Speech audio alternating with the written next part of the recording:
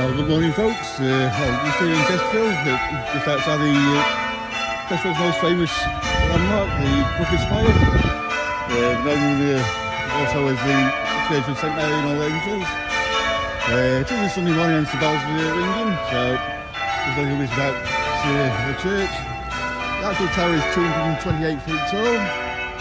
The actual twist is like 9 foot 6 out of tree. Leans to the southwest, I believe it is. The actual time on that clock is actually wrong. So it is actually coming up 20 past 10. So to be able to see the correct time on the other faces. So just have a quick look round. Will it being something we can't actually check, well, we could go in. But will it being Sunday, it is gone over a service, but up there is 10 bells plus one what they call a shrine bell or a curfew bell that originates from the Napoleonic Wars, when there were quite a few prisoners were held in the area, and it was one trying to tell them to return to the barracks. So the area spot there is approximately a ton and a quarter. So obviously the main entrance just there, the vicar just welcoming his flock.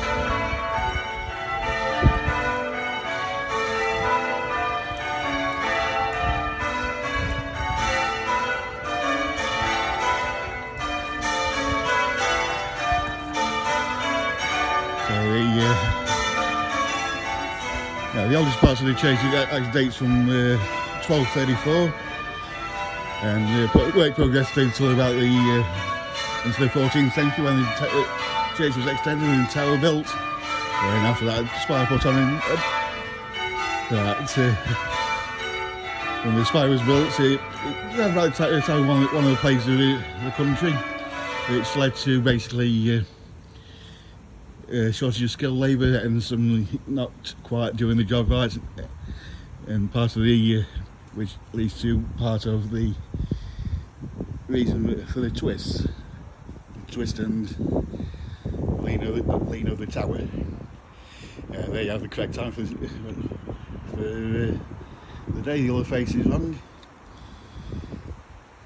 This bit's the main transept, or the west, out in the west. The actual door you can see just open there, that's the bell ringer's entrance into the tower.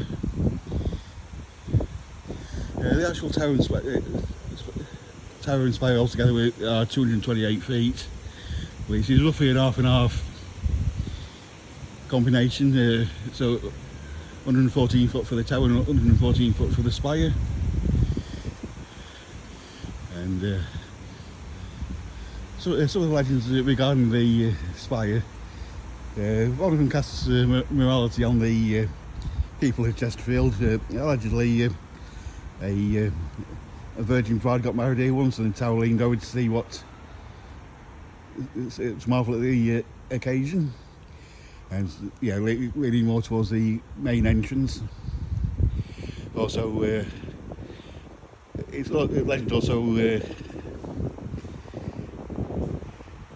it blames the devil, and as it bows over, the devil was allegedly shot by the local blacksmith, and in anger took flight and lashed out at the spire on his way past, knocking it out of the tree. This facility is the vestry area. It's basically used for the offices and things like that churches do, and also the comparative newness of it.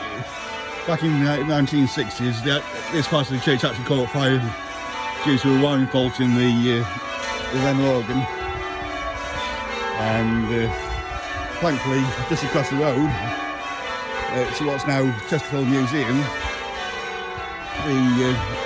there was the it was the library back then. And the librarian was working late one night, and she actually saw the smoke rising and called the fire brigade. Thankfully, saved the church and the spire.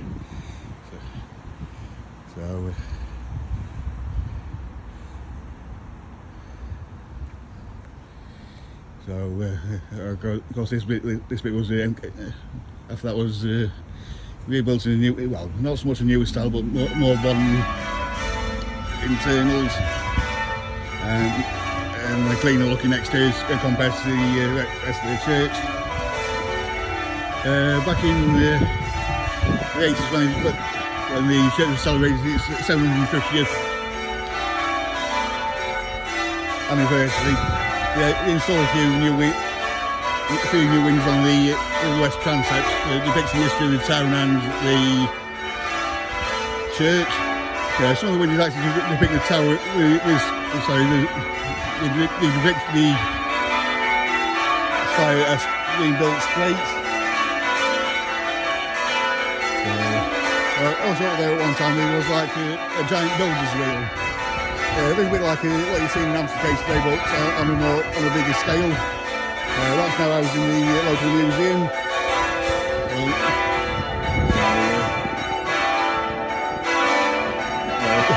As you can tell, the wind is not too brilliant this morning for some reason. They are currently doing what they call ringing down. That's get those down to the downward position, ready for the start of the service, and ready for this, start of the service, and for the next, I believe it's an hour-and-a-half service in here. If you're here this way on a Sunday, 10:30 service.